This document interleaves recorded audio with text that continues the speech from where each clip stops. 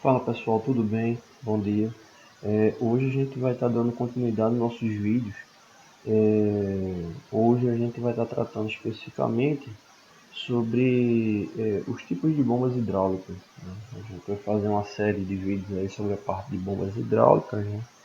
E aí a gente vai conhecer os tipos de bombas, né? Funcionamento, instalação, enfim. Primeiro, né? O que é uma bomba hidráulica, né? O primeiro ponto que a gente tem que ficar atento é que o princípio de funcionamento das bombas hidráulicas elas se baseiam em relação do diferencial de pressão, né? Quando uma bomba ela está em funcionamento, né, ou seja, ela está bombeando o fluido hidráulico, esse princípio de bombeamento, né, ele se baseia pelo seguinte princípio. Vamos supor que seja a tubulação de entrada, aqui a tubulação de saída da mesma, né? Então o que acontece? Na parte interna da bomba, aqui na voluta dela, quando ela entra em giro, né, por meio de um acionamento externo, por exemplo, um motor elétrico, quando ele entra em giro, o que é que acontece? Essa área, esse regime aqui interno, por ele ser vedado, né, ele acaba criando um vácuo parcial. Ou seja, a pressão interna da bomba ela se torna menor do que a pressão atmosférica externa. E quem é que está ligado à pressão atmosférica é justamente essa tubulação aqui, que é a tubulação de entrada da bomba. Então essa tubulação aqui ela está em contato com a relação atmosférica, né? Ela vai estar sofrendo uma pressão aqui menor, enquanto aqui na entrada dela a gente vai ter uma pressão maior. Então, consequentemente, ele vai criar um vácuo parcial nessa região interna da bomba. Então, o fluido ele vai estar seguindo esse ciclo, né? Esse caminho, esse percurso. Né? Lembrando que esse vácuo parcial que ele vai estar criando, aí vai depender da bomba, a questão de ser maior ou menor, mas normalmente o que é que acontece? Essa tubulação de entrada ela deve ser preenchida já com fluido para facilitar o processo desse deslocamento, né, e evitar danos na bomba. Né? Por exemplo, uma bomba para piscina, né, se você for ligar ela lá sem a tubulação que está em contato com a piscina, sem ter o fluido na tubulação como um todo, né, quando a bomba entra em uso, né, ela vai estar criando um vácuo parcial, mas não o suficiente para poder fazer com que o fluido tenha seu deslocamento efetivo. E justamente o fluido, quando preenche toda a tubulação e entra em contato com a parte interna da bomba, com a voluta da bomba, ele consegue ter um deslocamento mais fácil, né? A gente inclusive tem alguns vídeos que a gente já fez aí calculando sobre o deslocamento volumétrico da bomba, né? Então é nesse regime o qual ela vai estar funcionando, né? Devido a esse diferencial de pressão. E aí entram outros princípios, aí entra a viscosidade do fluido, o diâmetro de tubulação, rendimento da bomba, enfim, para ter uma maior ou menor vazão, né? E a própria capacidade de deslocamento volumétrico da bomba.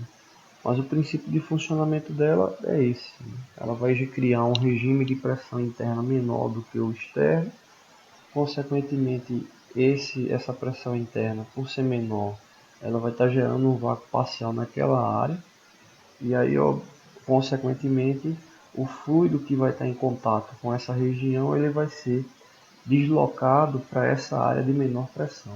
Quando ela entrar em giro, né, as palhetas da bomba, enfim, o rotor da bomba vai estar proporcionando a questão do deslocamento, sendo ajudada consequentemente por causa do vácuo parcial, né? Então esse aí é o detalhe de funcionamento dele. As bombas elas têm em princípio duas classificações gerais, né? Depois vem subdivisões dela, o qual as bombas se são classificadas como bombas centrífugas ou bombas de deslocamento positivo. Essa que vocês estão vendo, ela é justamente uma bomba centrífuga. As bombas centrífugas elas têm uma capacidade de vazão muito alta. Essas bombas centrífugas, ela tem um regime de entrada do fluido, né, em relação a esse rotor, né, então quando ele girar ele vai estar criando também esse vácuo parcial dela, mas o grande detalhe é que por causa da força centrífuga que ela vai ter nesse rotor, esse princípio de rotação que ela vai estar realizando vai ser o suficiente para diminuir essa pressão e consequentemente ele está seguindo o sentido da tubulação. Então essas bombas elas têm uma vazão elevada, essas bombas centrífugas, né? Mas elas têm um detalhe que é a questão do deslocamento do fluido, que você tem justamente normalmente um regime de turbulência mais elevado. Então essas bombas elas são muito utilizadas para levando em consideração sistemas industriais, sistemas que necessitam de uma alta vazão sem um controle tão grande da qualidade do deslocamento do fluido, né? Ou seja, devido ao turbinamento, né, que acontece em menor proporção dependendo do regime de instalação e do próprio tipo de bomba, né? Então, exemplo, se eu quero utilizar uma bomba para utilizar uma caixa d'água, tem a bomba de deslocamento positivo, uma bomba centrífuga. A bomba de deslocamento positivo ela teria grandes problemas por causa da região interna dela, que tem pouco nível de vazamento interno, né? Ou seja, ela tem uma geometria bem precisa, mas consequentemente ela não teria uma capacidade de deslocamento tão grande, né? E o próprio regime de viscosidade do fluido, né? Então, por exemplo, para esse caso que eu falei com a caixa d'água, a bomba centrífuga é ideal, né? Porque justamente ela vai estar realizando esse regime interno, criando esse regime interno de menor pressão, fazendo com que tenha o deslocamento do fluido. Então ele consegue ter esse deslocamento com uma alta vazão. E um detalhe importante também é o seguinte: essas bombas elas te permitem a possibilidade de ter retorno na linha de entrada dela. Isso não é ideal, não, a bomba não é projetada para que venha acontecer isso, né, especificamente, mas ela consegue ter esse regime de entrada ou de retorno para o centro dela, para a voluta dela, né? Então minimiza a quebra da bomba, consequentemente te dá uma menor relação de rendimento em muitos casos, né, para essas instalações. Então as bombas centrífugas elas têm esse detalhe que é justamente que dá uma capacidade de alta vazão, mas você tem alguns problemas no que diz respeito a controle do fluido, né? Então ela é muito utilizada para fluidos com baixa índice de viscosidade, né? Por exemplo, enchedoras que utilizam lá cerveja, refrigerante, água. Então, como tem uma baixa regime de viscosidade, são ideais que sejam utilizados nessas bombas centrífugas, né? Que ela vai estar dando uma alta vazão. E aí a questão de controle de saída para o equipamento aí vai ficar ligado a os elementos de saída, né? Que seriam justamente as válvulas. Então, a bomba centrífuga ela te dá essa relação de uso, né, quando você precisa de uma vazão maior. Consequentemente, como esse regime, o fluido, você tem na região interna dela uma própria ação que vem proporcionar com que o fluido ele fique, vamos dizer, sendo jogado para a parede interna da bomba, né? Então você tem um menor controle, né, desse fluxo, como eu tinha falado, né? Então acaba sendo uma coisa que vem a gerar mais turbilhonamento. No caso das bombas de deslocamento positivo, ela já tem um regime de funcionamento diferente, né? Aí no caso, supondo uma bomba de engrenagens, o que acontece? O fluido ele é deslocado praticamente por igual, levando em consideração o seu regime de preenchimento da voluta da bomba, né? Então no caso da bomba centrífuga, que você tem aquela questão do turbinamento, né? Nesse caso aqui, o regime de deslocamento dela, do fluido, ele vai ser quase que igual, né, durante toda a sua região interna.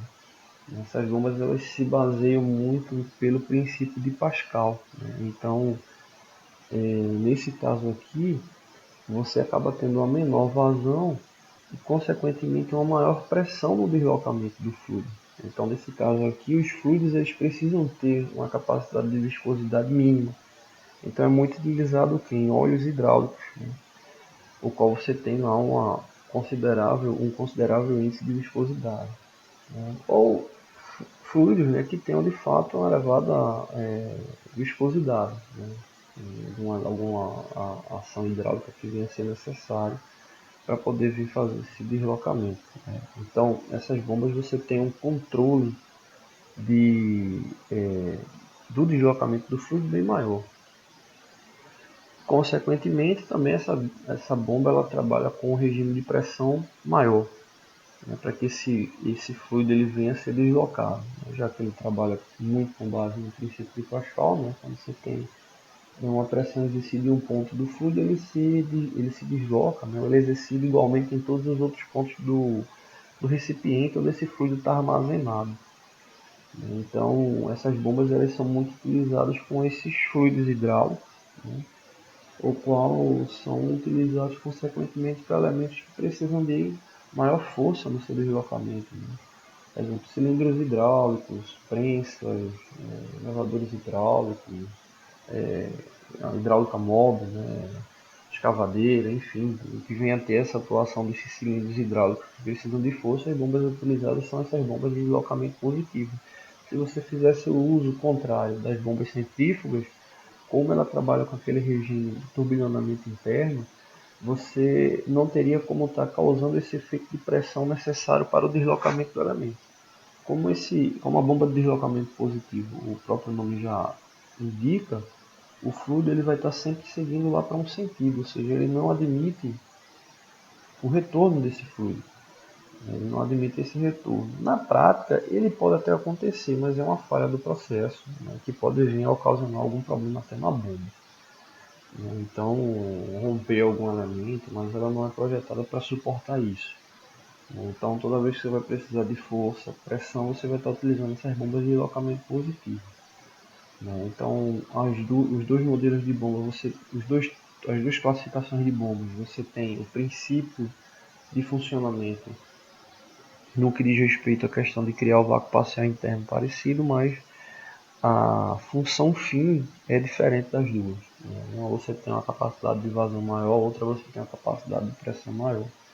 Cada um desses tipos de bombas existem outras subclassificações, né, levando em consideração as aplicações das mesmas, né, e é o que a gente vai estar tratando no decorrer dessas aulas. Para finalizar, né, essa questão da aplicação das bombas, nessa parte introdutória, né, é sempre interessante analisar o seguinte: eu posso ter mais de uma bomba que venha a atender o meu objetivo final, mas eu tenho que sempre estar fazendo aquela relação lá de custo-benefício, verificar o rendimento, quanto é que vai ter de custo elétrico daquela bomba, a manutenção dela, para poder utilizar mesmo. Não existe um manual específico de eu vou utilizar por exemplo, essa bomba que está mostrando para vocês aí na imagem, uma bomba de engrenagem. Eu vou usar uma bomba de engrenagem exatamente para isso, vou usar uma bomba de palheta exatamente para isso, vou utilizar uma bomba centrífuga de rotor aberta exatamente para isso. Você tem as funcionalidades levando em consideração o rendimento da ação que você deseja. Então você pode ter um pequeno grupo de tipos de bombas lá que venham a se enquadrar naquilo que você está necessitando, mas aí entra a questão da análise do custo-benefício da mesma para poder estar indicando ela para uso no processo, tá bom? Não deixem de curtir o vídeo, não deixem de se inscrever no canal, né? Toda semana tem vídeos novos. Valeu!